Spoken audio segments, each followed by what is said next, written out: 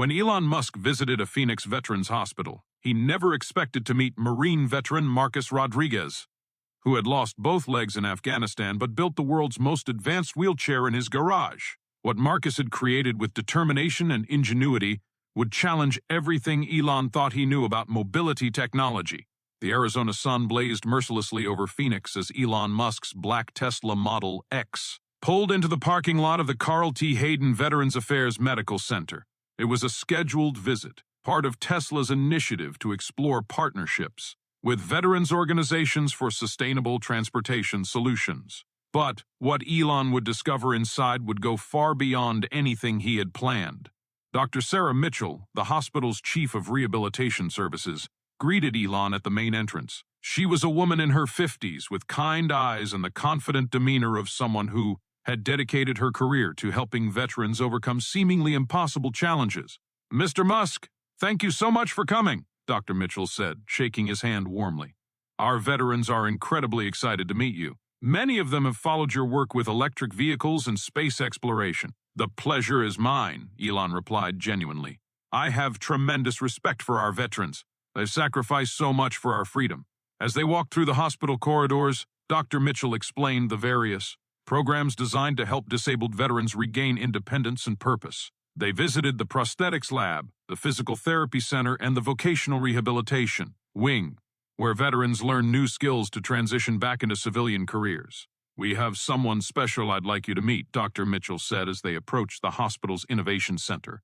"His name is Marcus Rodriguez, a former Marine who lost both legs in an IED explosion in Afghanistan 3 years ago." "I'd be honored to meet him," Elon said. "Marcus is unique." Instead of accepting the limitations of standard wheelchairs, he decided to build his own. What he's created in his garage workshop is absolutely remarkable. They entered a large room filled with various mobility devices, rehabilitation, equipment, and several veterans working on different projects.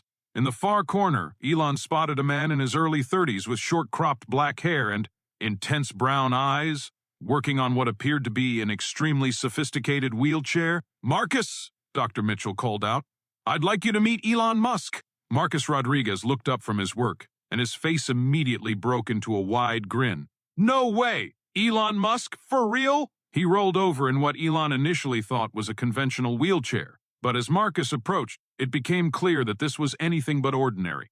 The wheelchair was sleek and futuristic, with a low-profile design that looked more like a cross between a racing car and a piece of advanced robotics. Instead of traditional wheels, it had what appeared to be tank-like treads that could apparently reconfigure into wheels depending on the terrain. "Marcus Rodriguez, United States Marine Corps," Marcus said, extending his hand with a firm grip. "I can't believe you're actually here. I've been following Tesla and SpaceX since I got hurt. Your companies represent everything I believe in: innovation, pushing boundaries, refusing to accept limitations." "It's an honor to meet you, Marcus," Elon replied, genuinely impressed by the man's positive energy despite his circumstances.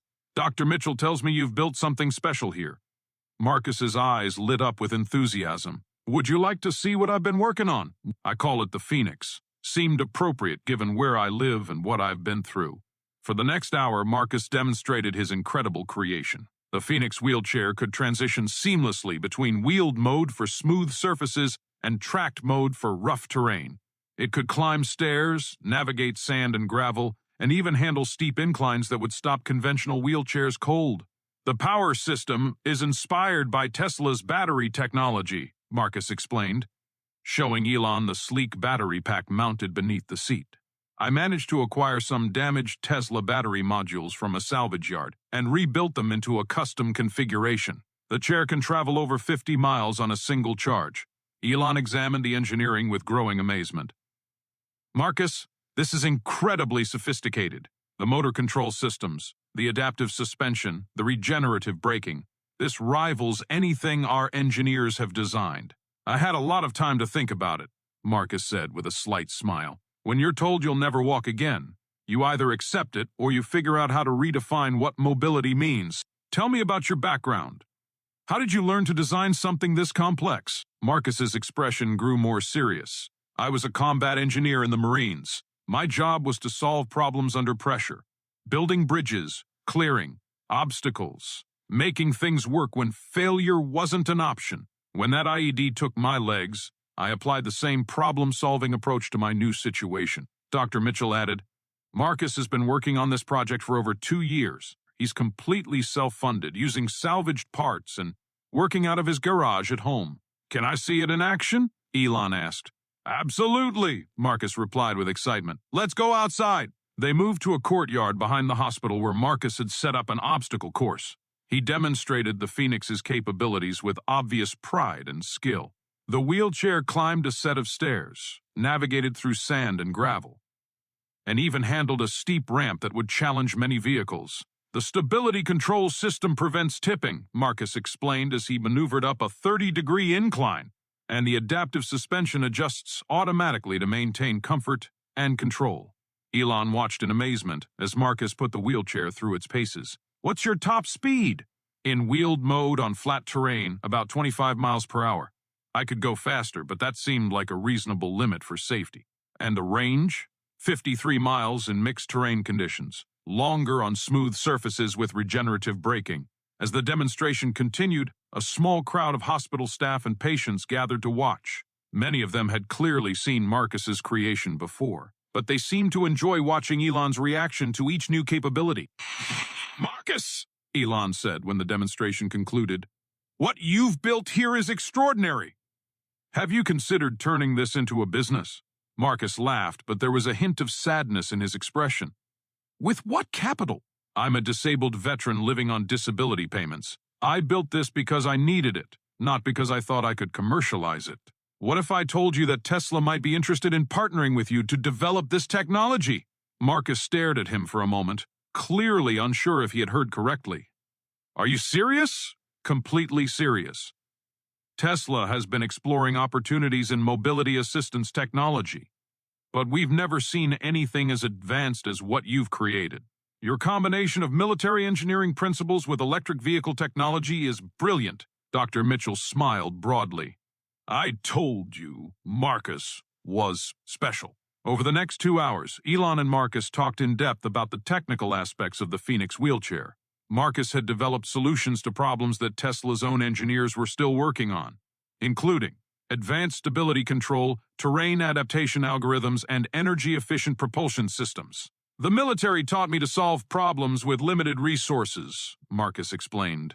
When you're in a combat zone, you can't wait for the perfect parts or ideal conditions. You work with what you have and make it better. That's exactly the kind of thinking Tesla needs, Elon replied. Innovation doesn't always come from having unlimited budgets. Sometimes it comes from having to overcome real constraints. As their conversation continued, Marcus shared more of his story. The IED explosion had occurred during his second deployment to Afghanistan while he was clearing a route for a convoy carrying medical supplies to a remote village. He had saved the lives of his fellow Marines, but the cost had been enormous. The hardest part wasn't losing my legs, Marcus said quietly. It was feeling like I couldn't contribute anymore, like I was just a burden on everyone around me. And now, building the Phoenix gave me purpose again. Every problem I solved, every improvement I made, reminded me that my mind and my skills were still intact. The chair didn't just give me mobility, it gave me back my identity as an engineer and problem solver. Elon was deeply moved by Marcus's story and impressed by his technical achievements. Marcus, I'd like to make you a formal offer. Tesla wants to hire you as a senior engineer in our advanced mobility division. You'd lead a team developing next-generation assistive technologies based on your Phoenix design. Marcus was speechless for a moment. You want to hire me? To work at Tesla? I want to hire you because you're one of the most innovative engineers I've ever met. The fact that you're a disabled veteran makes your perspective even more valuable, not less. What about my lack of formal engineering degree? Some of the best engineers I know learn by doing, not by sitting in classrooms. Your practical experience and problem-solving ability are worth more than any degree. 3 months later, Marcus Rodriguez walked, or rather rolled, into Tesla's design center in Hawthorne, California, as the company's newest senior engineer. His Phoenix wheelchair had become the inspiration for an entire new product line focused on advanced mobility solutions. Under Marcus's leadership, Tesla developed a range of assistive technologies that combined automotive-grade engineering with the specific needs of disabled users. The products were not only functional but beautiful, breaking away from the medical device aesthetic that had dominated the industry for decades. Marcus taught us that assistive technology doesn't have to look medical, Elon told a gathering of Tesla engineers 6 months after Marcus joined the team. It could be sleek, powerful, and aspirational. People want mobility solutions that enhance their capabilities, not remind them of their limitations. The Phoenix wheelchair went into production 18 months later with Marcus, holding the primary patents and receiving royalties from every unit sold. More importantly, his success inspired other disabled veterans to pursue careers in engineering and technology. Marcus's story became legendary within Tesla, not just as an example of innovative engineering, but as proof that the company's best ideas could come from anywhere, including a disabled veteran's garage in Phoenix, Arizona. You know what Marcus really taught me? Elon reflected during a company all-to-hands meeting a year later. Innovation isn't about having perfect conditions or unlimited resources. It's about refusing to accept limitations and being willing to solve problems that others think are impossible. Marcus lost his legs but found his calling.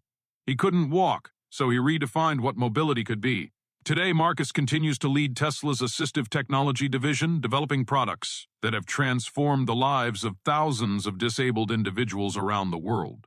His Phoenix wheelchair sits in the Smithsonian Museum as an example of American innovation and determination. And every time Elon sees Marcus rolling through the Tesla Design Center, working with his team of engineers to solve the next impossible problem, he's reminded that sometimes the most important breakthroughs come not from those who have everything, but from those who refuse to be defined by what they've lost. Because true innovation has nothing to do with physical limitations and everything, to do with the unlimited power of human determination and ingenuity.